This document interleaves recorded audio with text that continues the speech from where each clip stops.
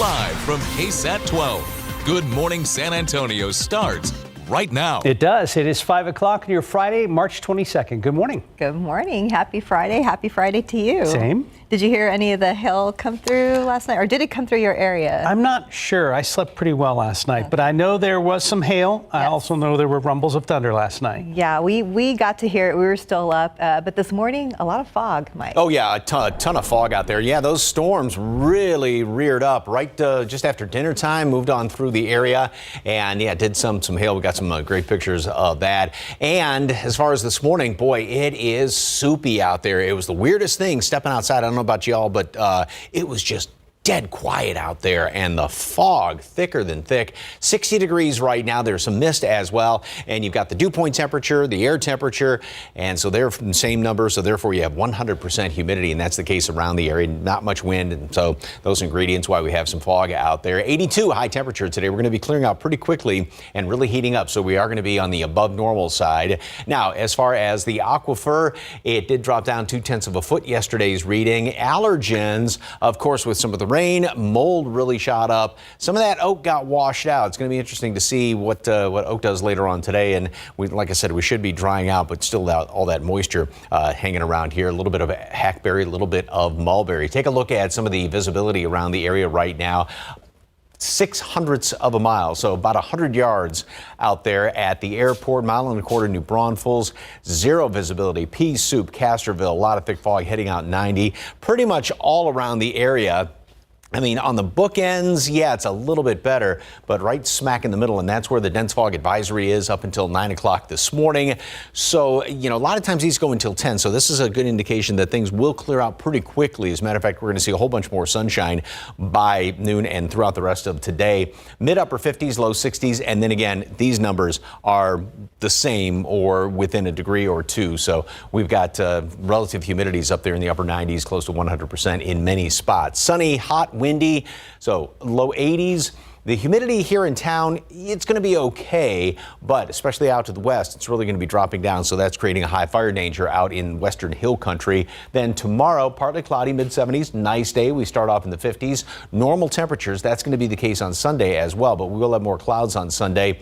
A couple of showers are going to be possible late Sunday night, overnight, and on Monday. Then again on Wednesday, a chance for a couple of showers, and overall near normal temperatures going into next week. All the details in just a couple of minutes. Traffic Authority, RJ, anything out there yet with this pea soup fog? Yeah, a couple of things, Mike. We had a pretty bad accident overnight. We'll talk about that here in just a bit, but right now current conditions out there. Take a look here at the upper and lower levels there at I-10 at Culebra. You see that we have this blanket of fog throughout the entire city of San Antonio, and taking a look at the Transguide cameras kind of indicated what we're looking at, the conditions out there for our drivers. 410 at Blanco, traffic moving pretty well there. 410 Jackson Keller, same situation as well, but again, you're going to be dealing with some of these visibility conditions throughout the entire morning. So let's show you exactly what's going on right now. Currently, we have a couple of things to let you know about. I-37 northbound in the downtown area at I-35, we have a stalled vehicle. Now traffic still moving pretty well through that area. So hopefully that will continue to be the case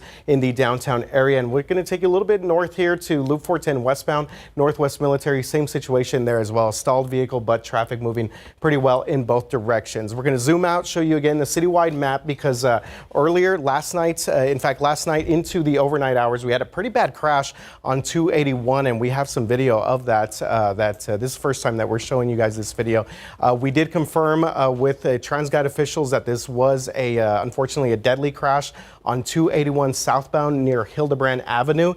This crash backed up traffic for miles there, basically stretching all the way from Hildebrand to the Jones-Maltzberger, the Olmos Park area. Traffic backed up for miles there. This did not actually clear out until 1 o'clock this morning. So the highway was completely shut down in this area. But again, that has been cleared out for a few hours now. But unfortunately, we did confirm that this was a deadly crash. And we will get more details from San Antonio Police later on this morning. As we come back out to our Transguide cameras here, one more quick look here at our current conditions. Again, a lot of fog in the area.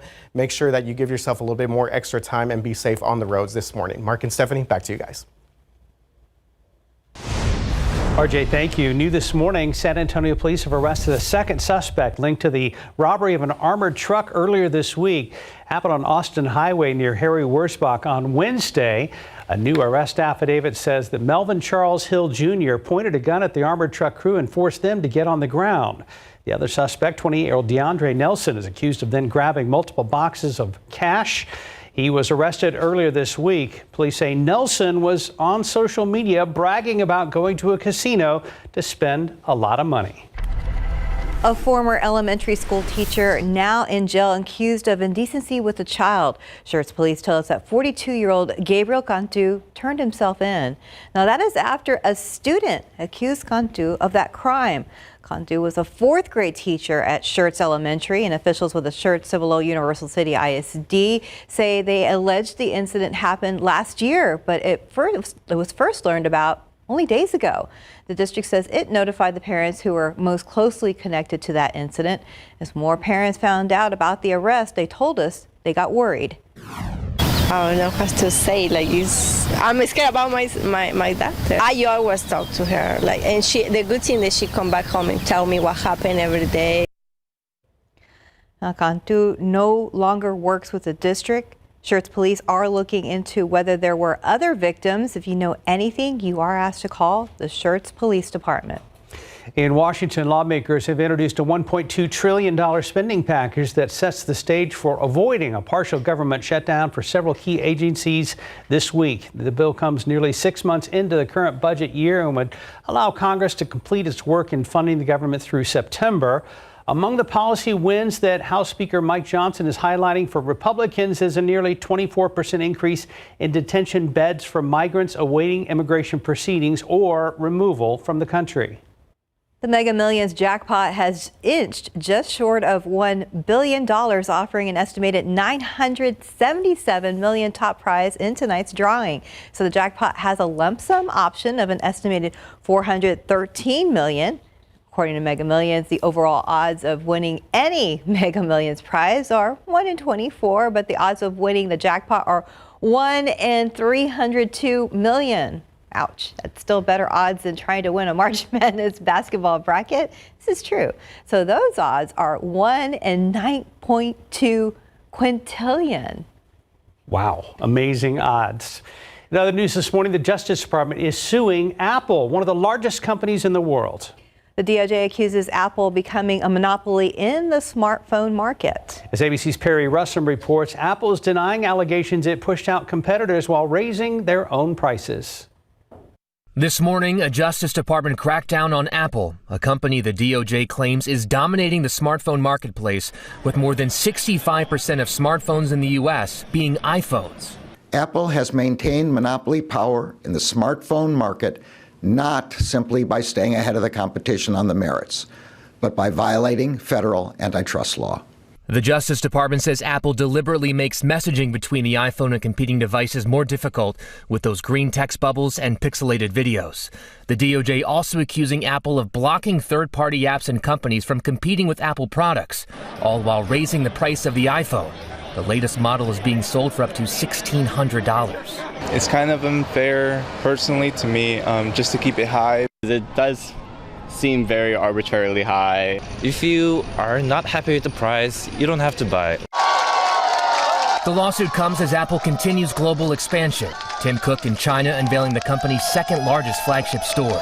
A spokesperson for Apple writes in part, "This lawsuit threatens who we are and the principles that set Apple products apart. If successful, it would hinder our ability to create the kind of technology people expect from Apple." I think the main point that Apple is trying to make is the following, and it's been an age-old debate, which is to produce a good user experience that customers value and developers value, you need to have, in a way, a closed ecosystem, which is what Apple has created.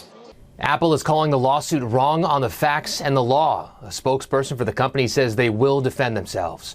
Perry Russum, ABC News, Washington. Very important, and the whole focus is on winning these games, and I think we've had our ups and downs in the season, but we know each other way better today, so it all comes down to our all of our personal efforts to make this work, but it's going to work. Victor Wembanyama and the Spurs making it clear their objective is to win the final 13 games of the regular season. Tonight they'll host Memphis, who is also eliminated from playoff contention. Tip-off is at 7 o'clock. The March Madness scores this morning. Already some bracket busting last night. Number 11 seeded NC State taking care of number 6 Texas Tech. And Steph's Texas Longhorns beat Colorado State 56-44 in the Midwest Regional. Longhorns will play Tennessee tomorrow. Duquesne upset BYU in the East Region. That's the first ever tournament win for the Dukes. And an even bigger upset, Kentucky falls to Mike Ostrage's Oakland Golden Grizzlies. Oakland University, Rochester, Michigan. Final score 80-76. Congratulations to both of you. Houston and Texas A&M are among the teams playing later today. By the end of the day yesterday, only 1,845 out of more than 22 million brackets on ESPN's website were still perfect. Wow, still perfect. 1,000, what was it, 1,845. See, a lot of those folks should have picked the Grizzlies. Yeah. We're going to be hearing a lot from Mike this morning. Yes, and not just weather. 5:11, 61 degrees. That's still ahead. If you are a shoe collector and a fantasy fan, listen up. We're going to tell you about these new limited edition Converse that also celebrate the Dungeons & Dragons 50th anniversary. Outside, foggy and misty. Driving could be pretty tricky for a lot of folks this morning, especially in those outlying areas. Please be careful, slow down, and if you have them, use those fog lights. 5:14, the stock price for Reddit nearly doubled in its first day as a public company. ABC's Andrew Dimbert has details in today's Tech Bites. In today's Tech Bites, Reddit's successful public debut. The company's shares jumped nearly 50% on their first day of trading. The online forum company collected more than $500 million from its IPO, money that could fund the building of new revenue streams.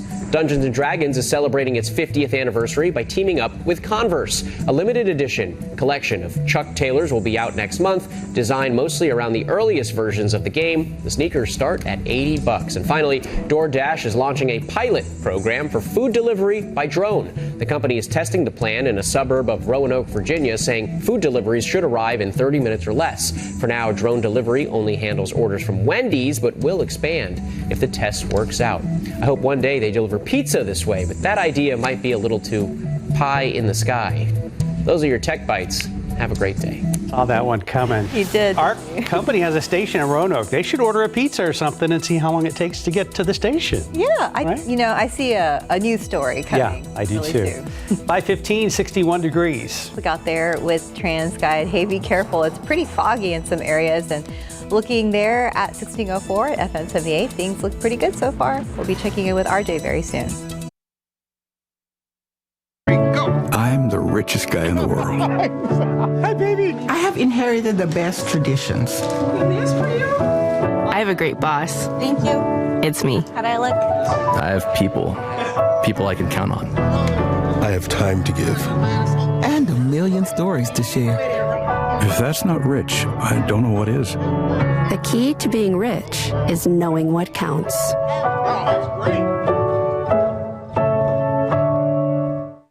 Mucinex Night Shift starts working at bedtime to fight your worst nighttime symptoms. How could you? And leaves your system fast. By the time you wake up, you're ready to take on the day. Try it and feel the difference. Mucinex Night Shift. It's comeback season. Okay, so here's my most requested hack for stubborn odors. You'll need vinegar, a large salad bowl, and... Oh, hi. Have you tried Tide Fabric Rinse? It works after your detergent to fight deep odors 3 times better than detergent alone. I love that. Try Tide Fabric Rinse. Friday morning, just about 5:19. Did we say Oakland beat Kentucky yesterday? Just in case we forgot. I was going to say, Mike's having a moment here because the Lions made the NFC Championship game. Michigan won the national championship in football. And Oakland now. What is going on? Beat Kentucky. So, yeah. I mean, that was kind of a just blind luck. So, there we go. There's my Golden Girls. For those of you keeping score, this is where Mike got his bachelor's degree. Yes, my degree. And where's the campus located? located? Rochester, Michigan. Rochester, which is, just near kind of northeast of Pontiac. Rochester is where Madonna is from. That's the claim to fame, kind of, if you want to. So, yeah. Okay. So is there an Osterhage dorm on this campus? Or no, a wing on the library? Nothing. Okay. There will be. There will be. Yes. Congratulations. I don't know how they're going to do against Who do they play NC next? NC State. Okay. And they're on a hot streak. So. On Saturday? Oh, yeah. Yeah. Yeah. Us too. RJ, take it over. Congrats to all the Oakland alums, including Spurs PR and media guru Jordan Howenstein, a big part of the Spurs media operations there. All right, guys, taking a look here at Transguide. And of course, the big story that we're seeing is this blanket of fog throughout the city of San Antonio. Take a look there, 281 at San Pedro, 281 at Wilderness Oak, all the way on the far north side, and then 37 there at the old Corpus Christi Highway on the southeast side. So this is the biggest thing that you're going to be dealing with. Now, fortunately, we have not seen any major accidents within the past couple hours or so that's good news. We had those stalled vehicles in the downtown area. That has been cleared out.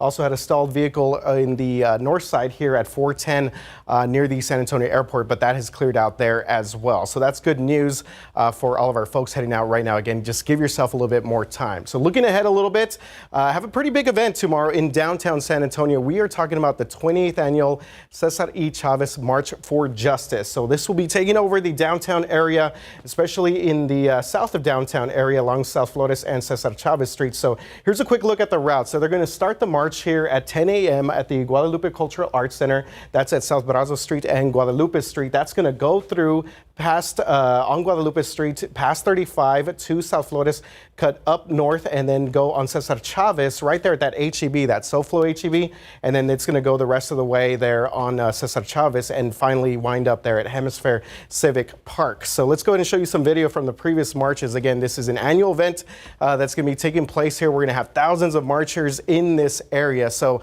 big thing to keep in mind is that these street closures in this area are actually going to start at 7 a.m. So basically, they're going to start at 7 a.m. and they're going to have rolling openings based on where the march is throughout the rest of the morning. So they do anticipate that they're going to have marchers out there anywhere between 7 a.m. and 2 o'clock. Of course, that stretches again from the Guadalupe Cultural Arts Theater all the way to Hemisphere Civic Park. So let's come back out here real quick on our map. So one cool thing is that this is actually going to be a water station there at that HEB. This is a 2-mile stretch here for this March for Justice there for the civil rights leader, Cesar E. Chavez. So just kind of plan ahead and just know that there will be a lot of people here in the downtown area tomorrow. But as far as today, traffic for the most part looking okay with the exception of just a lot of fog out there, Mike. Yeah, we're going to talk about that in a second. First of all, I want to go back to last night and look at the radar loop. And this is just after dinner time, right at 7 o'clock. And notice how those storms started to develop there in the hill country. Really grew very, very quickly, moved right into the northwestern side. And that's when just before 9 o'clock, that's when the severe thunderstorm warning was issued and moved on right through downtown and sort of died off very quickly. And this is of course, my little picture's not going to show up there, but there was a lot of hail associated with that. And a lot of folks, anywhere from, say, golf ball to almost the size of an egg. And yeah, it was coming down very hard. A lot of damage. Some of the windows were cracked by that. Now this is what we are dealing with out there by the airport. You can see just the soupy conditions. About 100 yards visibility. That's it. 0 at Castroville. A little bit better heading out 10, but go up 35, running into fog down in most every direction except on the bookends. And then we do, of course, have the dense fog advisory covering pretty much all of our viewing area up until 9 o'clock this morning. Then we clear out pretty quickly. Dew point temperatures, the kind of measure moisture in the atmosphere, pretty much stayed steady from yesterday. But notice how it's really dropped down out here to the northwest. That's going to be coming into play later on today because the humidity is really going to drop down out to the west. It's going to be okay here in town, just enough, not bone dry air, but out to the west there with that drier air and combined with the breezy conditions, we are going to be seeing the higher fire danger out there to the west. Temperatures stay steady this morning. We're going to clear out fairly quickly. A lot of sunshine by noon, 76 degrees. So already at the normal high by noon and top off at 82. Good looking day. Again, warm, and it is going to be breezy today. Now, as far as the humidity, stays pretty constant through the weekend, starts to go up Sunday into Monday. This is our next chance of rain as we go late Sunday into Monday. A bit of a front comes on through here, not a cold front necessarily, but more of one of those Pacific fronts. That's going to get rid of some of the humidity for the sort of the middle to latter portion of next week. So we're looking at a really nice week next week. Couple of rain chances as well. So today we get up to 82 degrees, all of the fog out there this morning. And then tomorrow, if you are heading to the march tomorrow morning, might want a jacket. 52 degrees up to 75. Pretty much normal temperatures over the weekend. And then it's going to be breezy again to windy on Sunday. Chance of rain overnight into Monday. That front, Pacific front, comes through here. Like I said, that's going to get rid of some of that humidity. There's another quick shot chance of rain on Wednesday. And overall, there had been some thinking it looked like we were going to be on the warmer side, but now it looks like we're going to be closer to normal readings throughout most all of next week. So a good-looking week next week. And a good-looking day today, but definitely on the warm side. So after all that rain and hail for some of us. Yes, indeed. Thank you, Mike. 525, 59 degrees. Go ahead and look at your winning Lotto numbers. Pick 3, 1, 6, 9, Fireball 8. Daily 4, 6, 9, 3, 9, Fireball 1. Cash 5, 5, 10, 28, 30, 32. Texas two-step 10, 12, 22, 30. Bonus ball 18. And your final numbers? Or is that it for today? Oh, that's it. Okay, bye-bye. We asked for your help and you answered. Thank you for all your donations in the KSAT Community Phone Bank yesterday for the Boys and Girls Club. This morning, we're happy to report that more than $4,300 was collected to help the organization's members. The Boys and Girls Club serves some of our city's most vulnerable youth, helping more than 3,000 kids in San Antonio every year. So once again, thank you for all your support. We know times are tough right now financially, so every little bit does help. 529, 59 degrees. Let's look out there with Transguide, looking over, where is this at? Bernie. This looks pretty good there at I-10. Things are moving there, and you can see the fog in this shot. This is also off I-10, but a different area. We're going to be checking in with RJ for all your road information coming up. Good morning, San Antonio. It is Friday, the 22nd. Happy Friday. We made it. And I have to plug the Weather Authority app. We were watching it and in real time, and we saw Adam, and he's like, yep, it's going to, hit right now. And sure enough, it started hailing outside. Yeah, and those storms, I mean, they really started to just build up very quickly. And this is the picture that I was going to show you last half hour. And some of the hail that was coming on down here, the size of an egg, as you can see. And a lot of folks did get some hail. Boy, that thing just reared its ugly head, came through, screaming on through the area, and then sort of died down. And all the leftover moisture around has then now helped out with some of this fog out there. It is very soupy out by the airport, and we have a temperature right now holding steady at 60 and then dew point at 60. And so this is when you have 100% humidity when these two numbers match up. A little bit of a breeze out there, not much, but I mean, all the perfect ingredients for some fog. Just about 100 yards visibility at the airport, 0 at Castroville. Head out 9, you're going to run into all this thick fog. Watch around some of the low-lying areas. And again, these are just the reporting spots. So think about on 281 where you get into that low spot near the Olmos Basin. Some very thick fog there as well, and covering most all of our area. Again, we have a dense fog advisory up until 9 o'clock. So it's not going to last all that long. We are going to clear out fairly quickly mid-late morning, mid-upper 50s, low 60s. We are anywhere from 5-10 degrees above normal. And again, ton of humidity out there. Very dry air out in western portions of the hill country. And that's going to come into play later on today as far as a high fire danger out to the west. Mold is very high. No surprise there. Oak actually went down from the previous day's reading. Some of that got washed out. A little bit of hackberry, mulberry. Of course, the updated count's going to be coming out later on this morning. So we'll start to see more sunshine mid to late morning. 76 at noon, normal high temperature. We're going to get up to 82 today. Humidity is going to be okay. It's not like we're going to have bone dry air in place, but it'll be more of a comfortable 82. Also, the wind is going to be out of the northeast and fairly breezy. And that combined with the really, really dry air out in western portions of the hill country is definitely increasing the fire danger way out to the west. Weekend forecast coming up in just a couple of minutes. Traffic Authority. So with all the fog out there, damp roads, what's going on? All right, Mike. Yeah, I've seen a couple of things pop up around the city, but for the most part, nothing major to speak of at the moment. So we're taking a look here, I-35 northbound at Powell, right there at Nogalitos. We do have a stalled vehicle. Transguide just put this up on the media wall for us, and it looks like, okay, I thought we were going to get the Hero truck out there. So this is off to the left-hand lane here. At least it's off to the shoulder right now. We are getting traffic through this area, but interesting because KSAT's reporting 2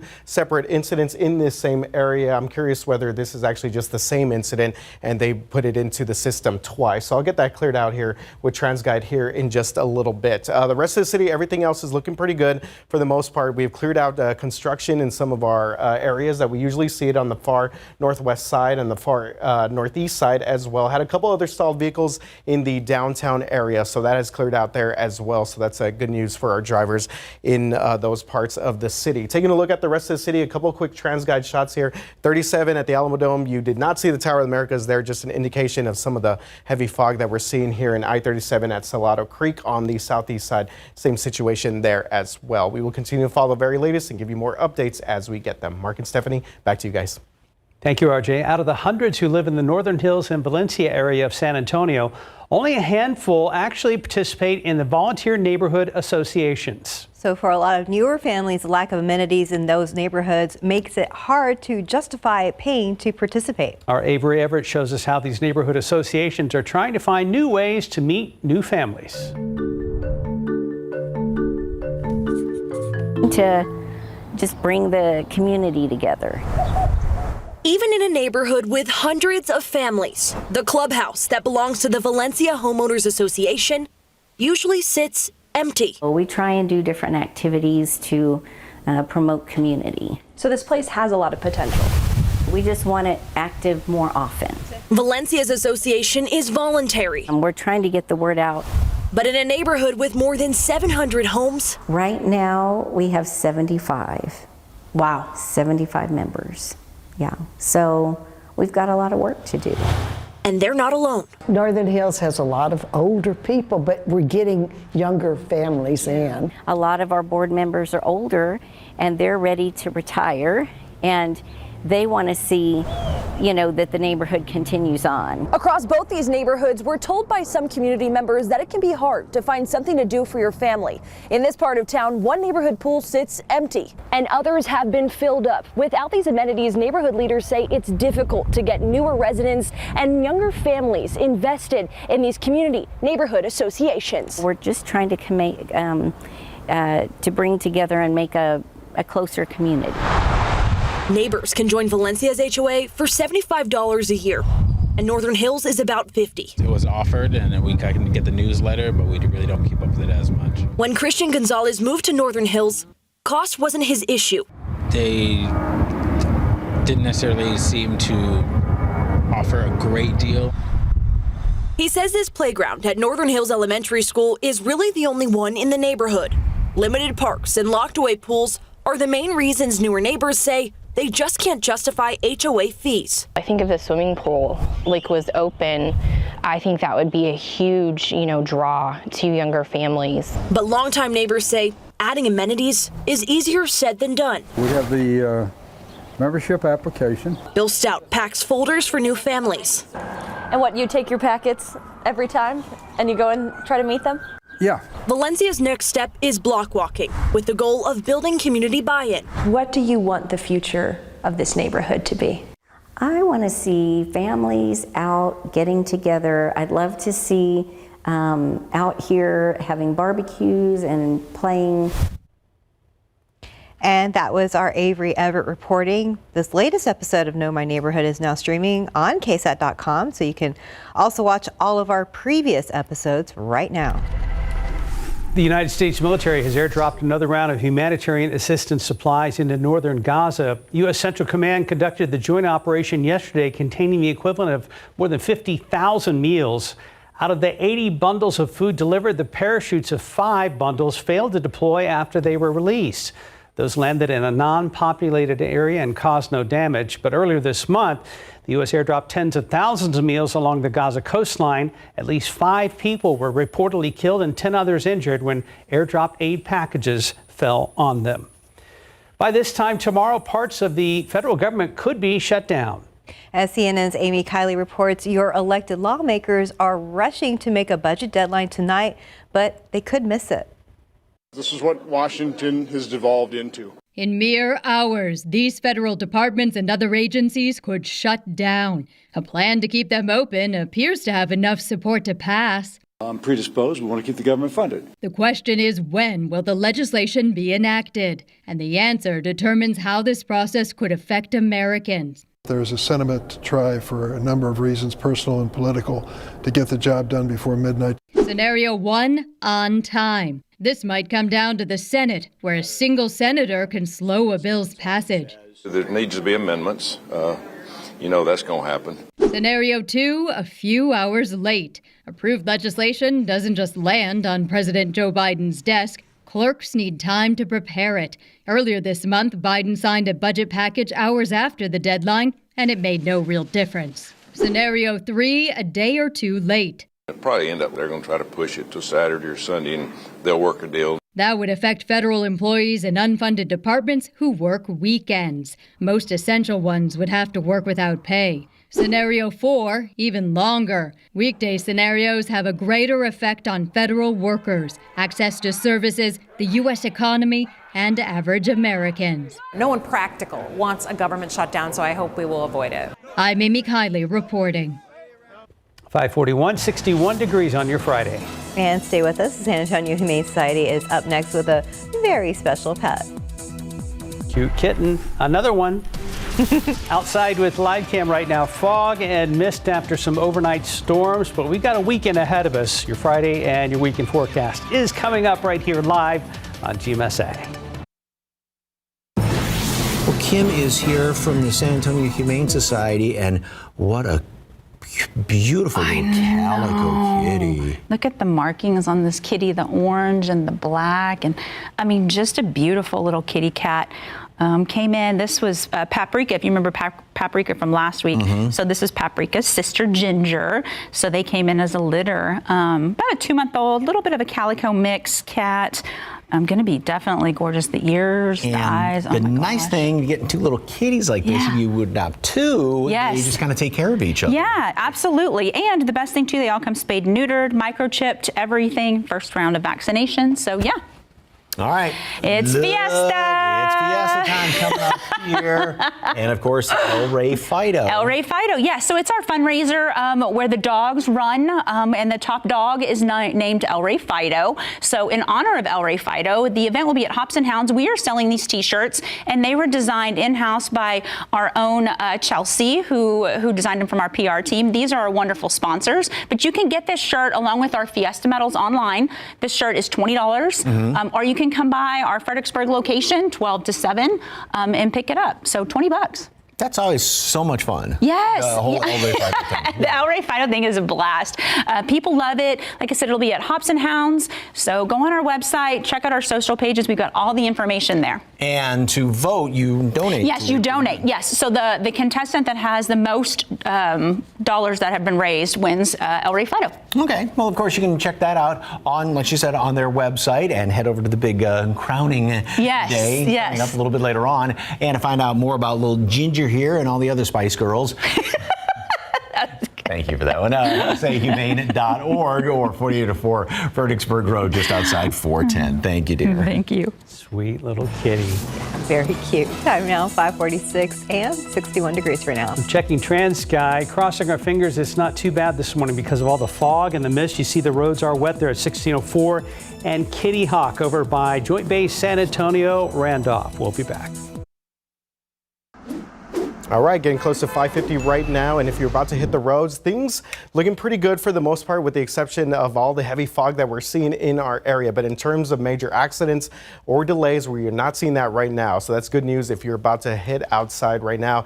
We do have some, again, heavy fog in our areas. We take a look here at 37 at Houston Street, very dense fog out there. Let's see if we get a couple more shots there. Actually, we're going to talk about this one here, 35 at Powell here in just a little bit, and 37 the Alamo Dome. You do not see the Tower of the Americas behind me, and in indication of what exactly is going on out there. We do have a stall now being reported, Loop 410 westbound at Ingram, so it's going to be right there by the Ingram Park Mall, but not causing too many delays at the moment. Right now, again, traffic seems to be moving pretty smoothly in that area despite that stalled vehicle. And going back to this situation here, so spoke to Transguide a little while ago, so it did turn out to be just one incident, but we did see traffic moving pretty good through this area right now. So it was being reported at Powell Street, and there was another stalled vehicle being reported on 35 northbound at Nogalitos, but it looks like traffic is moving through the area pretty well. So again, cleared out most of our overnight construction. Again, biggest thing that we're going to see, especially as we get closer to our 6 o'clock hour, is the heavy fog that we have been seeing over the past couple of hours or so. Just keep in mind, you want to make sure to use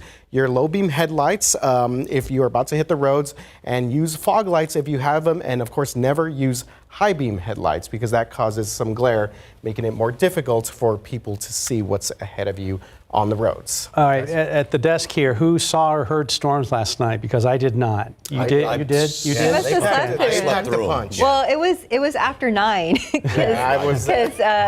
We should have all been in bed by then, right? Yeah, but it was funny because we're watching the Weather Authority app, and he was like, yeah, it's good. Adam was like, it's going to hit about 9:15, and sure enough, like 9:15, you could just hear everything. Yeah, when those things just blew up yesterday in parts of the hill country up there in Bandera County, and then continued to just race on through and really grew between say 7, 9, 9:15, 10 o'clock, and yeah, did dump some hail there in Sunshine Estates, a little bit bigger than quarter size. Thank you very much for the KSAT Connect picture. All right, and then with all the moisture in the ground left over and skies tried to clear out, we got a lot of fog hanging around here. This is out there at the airport. At least we can see the highway. We notice how the roads are damp. Still, visibility is 100 yards out there at the airport. Half-mile Stinson, quarter-mile Pleasanton, heading out 90. A lot of thick fog up 35. Not bad going out in toward the hill country, Rock Springs Junction, even Kerrville. It's pretty much kind of the middle hunk of our area, and that's where the dense fog advisory is up until 9 o'clock this morning. Then we're going to be clearing out pretty quickly throughout the day. So temperatures, mid-upper 50s, low 60s, humidity 99, 100% around most of the area while we have some of that fog, and that's for the next few hours. Then we see more sunshine by mid to late morning, 76 at noon. Normal high temperature. And obviously we're going to be finishing up on the warm side of things, 82. Humidity is going to be okay here in town. It is going to be breezy, but we're going to have some really dry air in western portions of the hill country today with those breezy conditions. And that's why we are going to be seeing a higher fire danger way out to the west. Jump ahead to Sunday. A lot of sunshine today.